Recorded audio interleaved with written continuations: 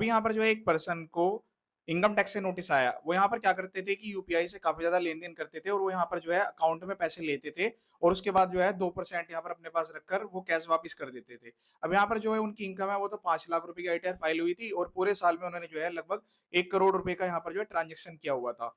अब ऐसे काफ़ी सारे पर्सन होंगे जहाँ पर ये इस टाइप की मिस्टेक कर रहे हैं कि जो कि अपने अकाउंट में पैसे ले लेते हैं और फिर उसके बाद यहाँ पर जो है कुछ कमीशन काट कर वो पैसा कैश में दे देते हैं। अब यहाँ पर ये बात समझिएगा कि इनकम टैक्स में इसके लिए स्पेसिफाइड प्रोविजंस है।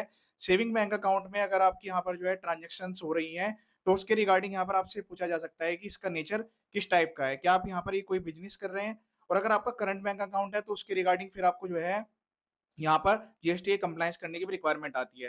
क्योंकि आप सेविंग बैंक अकाउंट यूज़ कर रहे हो या फिर करंट बैंक अकाउंट यूज़ कर रहे हो, 40 लाख रुपए के केस में गुड्स की लिमिट है और सर्विस के केस में तो 20 लाख रुपए की लिमिट है।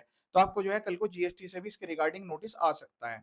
अब यहाँ पर पॉइंट आता है कि जब यहाँ पर ये जो पर्सन है, क्या ये जो एक्टिविटी कर रहे हैं करेक्ट है? जी नहीं, ऐसा बिल्कुल भी नहीं है। यहाँ पर जो है, जो भी आप इस टाइप की अगर कोई भी फैसिलिटी प्रोवाइड कर रहे हैं, तो उसके लिए स्पेसिफाइड आपको लाइसेंस लेने की रिक्वायरमेंट है। फिर यहाँ पर ये देखा जाएगा कि आपने जो 1 करोड़ रुपए यहाँ पर अप्रोक्सिमेटली अपने बैंक अकाउंट में रिसीव किए हैं, वो यहाँ पर आपकी इनकम नहीं है। लेकिन इसके लिए लाइसेंस होना ज़रूरी है और यहाँ पर कोई भी जनरल कोई भी पर्सन ये वाली एक्टिविटी जो है बिना लाइसेंस के अगर एग्जीक्यूट कर रहे हैं, तो फिर इनकम टैक्स में ये जो पूरी की पूरी रिसीट्स हैं, उनकी इनकम कंसिडर की जा सकती है और इस पर जो है हेवी टैक्स इंटरेस्ट पेनल्टी लग सकती है। तो आपको इस चीज़ को अलर्ट रहने की रिक्वायरमेंट होगी। जो भी पर्सन इस टाइप की एक्टिविटी कर रहे हैं, वो इनकम टैक्स के नोटिस से भी और जीएसटी के नोटिस से भी, दोनों से यहाँ पर अलर्ट रहें।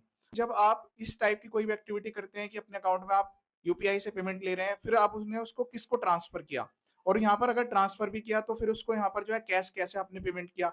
अगर आप अपने अकाउंट से ही कैश विड्रॉ कर रहे हैं, तो भी इसमें प्रॉब्लम आ सकती है। सेविंग बैंक अगर है तो उस केस में तो 10 लाख रुपए की लिमिट रहती है और अगर यहाँ पर जो आपका करंट बैंक अकाउंट है, उसमें 50 लाख रुपए की लिमिट है। तो ये सारी लिमिट्स आपको ध्यान रखनी है, कोई भी ऐसी एक्टिविटी नहीं करनी है कि आपने अकाउंट में पैसे ले लिए, कैश विथड्रॉ करके किसी पर्सन को दे दिए।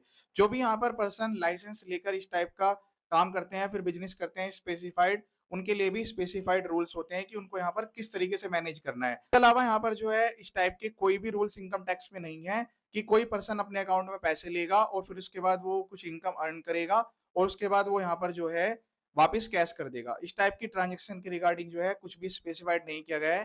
तो जो पूरा का पूरा अमाउंट आपने रिसीव किया है वो यहाँ पर इनकम कंसिडर किया जा सकता है।